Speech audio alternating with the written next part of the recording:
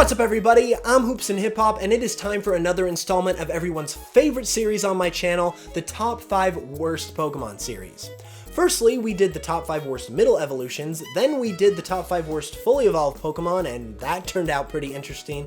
So naturally, it's time to do the top 5 worst first stage Pokemon. Now, this category of Pokemon is full of cuties, so it was really interesting to put together a list of 5 that I thought were the worst.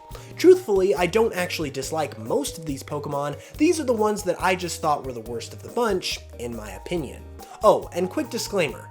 Magikarp is not going to be on this list because it's too easy of a pick and he already gets picked on enough as it is. Plus, he already has his own official song and a newly released mobile game, so he can't really be that bad. Anyways though, with all of that out of the way, let's get into it.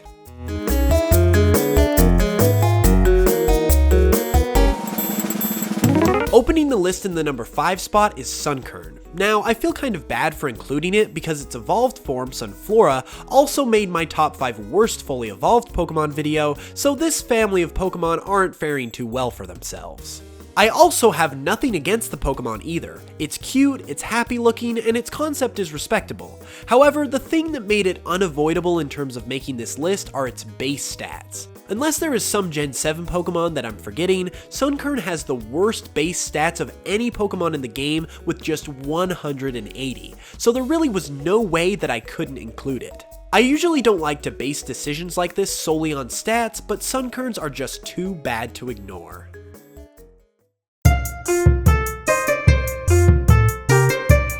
Coming up next at number 4 is Slackoff. Now, Slackoff does have better stats than Sunkern, but its stats are still bad, and the main thing that kills it is its ability Truant.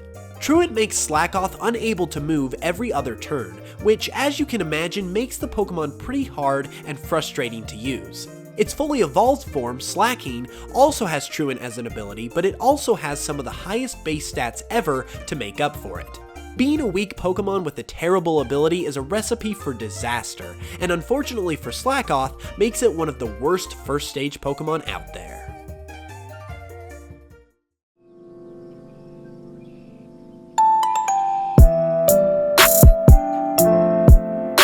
Right in the middle at number 3 is the newest Pokemon on this list, Windpod. Now this is one you might have expected, and even though I said I didn't want this list to be obvious, I just couldn't ignore all of the factors that make Windpod a bad first stage Pokemon. Like the other Pokemon on this list, it's got some bad stats, and just like Slackoff, it's got a bad ability. Whenever Windpod hits below half of its HP, its ability Wimp Out kicks in and forces it to flee from battle.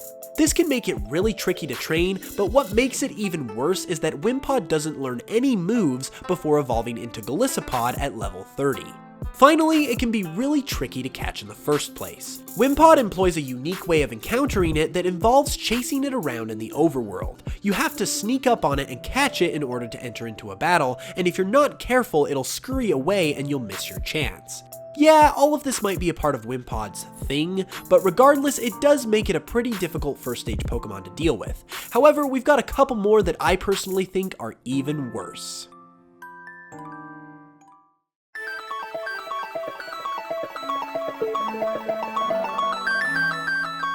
At number 2 is another one that you might have expected, and that's Feebass. Now with Feebass, just like Windpod, all of the negatives about it are things that were intentional in order to give Feebass a sort of shtick. But it doesn't change the fact that these things make it frustrating and bad. It's got an ugly design, its stats are terrible, it can barely learn any moves via level up, both of its methods of evolution can be kind of annoying, and in several games it is ridiculously rare. In the Gen 3 and 4 games, Feebass can only be found in one location and only in a very small number of tiles within that location. Depending on the game, Feebass can only be encountered on about 4 to 6 tiles in the entire area that it's located, and these tiles will change location all the time. Obviously, Feebass is a sort of payoff type Pokemon where you gotta work for it in order to get the reward of its evolution, but to me, it's not even worth it. Milotic is awesome, but it is not worth all of the pain and suffering of not only getting a Feebass, but then having to evolve it on top of that. Feebass does a good job of being bad all the way around, and so it gets the number 2 spot.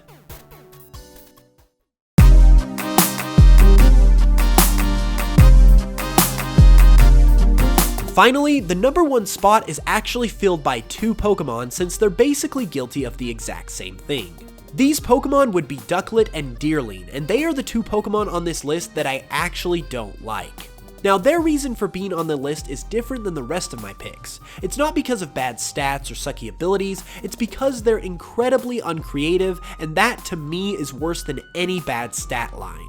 It all starts with their names. Ducklin and Deerling are essentially what you'd call a baby duck and deer, similar to a piglet, a duckling, etc. Sure, they might be accurate, but they come off as really uncreative and lazy. On top of that, their designs are pretty much just as bad. Ducklin is just a duck. No part of its design suggests at all that it could be a Pokemon, and it doesn't really separate itself from its real-world counterpart. Deerling does the exact same thing. It's just a deer, and it doesn't do much to separate itself as a Pokemon from a regular deer.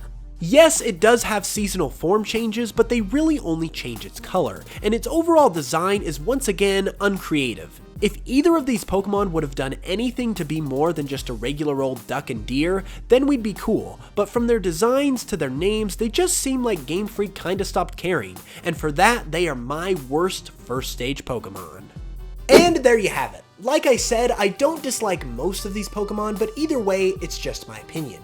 If you feel differently, that's perfectly fine, but be sure to let me know down in the comments below if you do, and if you have another Pokemon you'd like to put on this list, be sure to leave a comment for that too. If you enjoyed the video, make sure you leave a like and subscribe if you're new for more Pokemon content every Tuesday and Saturday.